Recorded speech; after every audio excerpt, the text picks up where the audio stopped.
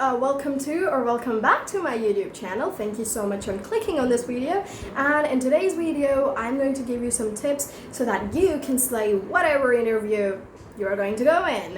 Whether it's a job interview, you have to get hired somewhere, or whether it's a university or a school interview, whatever kind of interview this is going to be. So you're going to slay. The condition is that whatever tips I'm going to tell you, do follow those. So this is improve your interview skills part 1. Yes, there are going to be different parts, but this is still part 1. So follow these tips and you're good. Like 60%. Or whatever percentage, let's not talk in that, shall we? So let's get started. So tip number 1 for you all is to be you. Don't pretend to be someone else. If you are going for a job interview and you're going to go over there and you're pretending to be someone else which you are not, you're pretending to be the kind of person which you definitely can't be ever, and you're just thinking like you are living in this fake kind of world, and after you get hired for a job and those people see how you are actually in real life, maybe you're going to get fired. So I really don't mean to break your heart. Let's just take an example for this. Think about this. You're trying to impress someone, and you are not being you. You're not being genuine to impress that person, because you think that that person, the other person whom you like, is going to be impressed by someone who's really good, by someone who is not you, by someone who is just someone else. And then finally you are in a relationship, but after in a relationship, when you two guys are totally in love, you just tend to break up. That leads to breakup. Why? Because they see the real you. Wow, I'm talking about this with so coolness. I really don't mean to break your hearts, but that's the truth. Hard liquor, hard truth. Can't swallow, people. I don't know who I quote right now, but this is the truth. So what you have to do in an interview is to be you. You can't just go inside there and say, "Hey, I'm John," and instead you're Janhavi. So of course you have to be you. Stop trying to just pretend someone else. You have to be genuine. You have to show who you are in reality, what kind of work you'll actually do. This is what the interviewers are looking for, a person who is genuine. They already have so many. Why do you think they're hiring? Because definitely they need some more good people. So don't go inside there and say you are someone who you won't ever be. So stop pretending to be someone else and be the real you. And this is not only for an interview. Pro tip, this is for your whole life. Whatever you're trying to do, just make sure that you're being the real you. You are not looking up to someone and just saying that, yes, that is the kind of person I want to be. That can be the kind of person, that person can be your idol, but just don't pretend to be them. Alrighty? Yeah. Tip number 2 for all of you is have confidence in what you already know. You know how we tend to get nervous before an interview or before an exam? So, we always are nervous, like, what if they ask us something that we don't know? What if they do this? So we really tend to focus on the negatives more instead of the positives. And what are the positives? The positive are what you already know. You are already prepared. Well, another condition is that you're not prepared at all and you're going in an interview. Then if you are nervous, well, then it's fine. Otherwise, if you have prepared for it well, stop being nervous. Alrighty? Have confidence in yourself. You're going to this job interview, just feel happy that yes, you're going for an interview. Your school interview, your university interview, you're going to enter in a new university. Think about all of this, think about the positives, that you have prepared so hard for this and you're finally here. So now what you have to do is you have to give your best. Instead of thinking, I'm nervous, what if they ask me something that I don't know? What if they get mad at me? No, this is not going to happen, only if you have confidence in yourself. The point is that you have to be confident, not arrogant in the interview. So other than not trying to be nervous, what you have to do is that you don't have to be arrogant in an interview. Whenever someone asks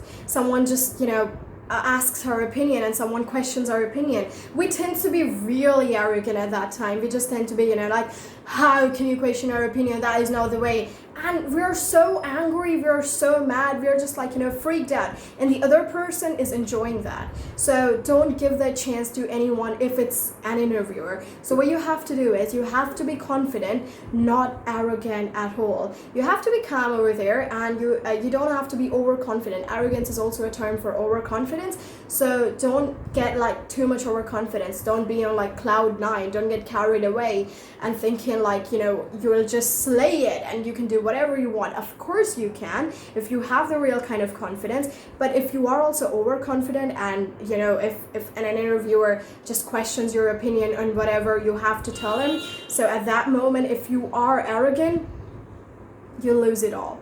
Tip number 3 for you all is watch your body language, of course. Now, why body language is so important? Body language is important in an interview or in a normal conversation if you're having it with someone. Why is it so important? Let me tell you why. Because, when you're unfamiliar with someone, it just breaks those walls of unfamiliarity. And then you tend to be familiar with that person, and you're good to go. You're good in a conversation. So that is what the same thing you have to do in an interview.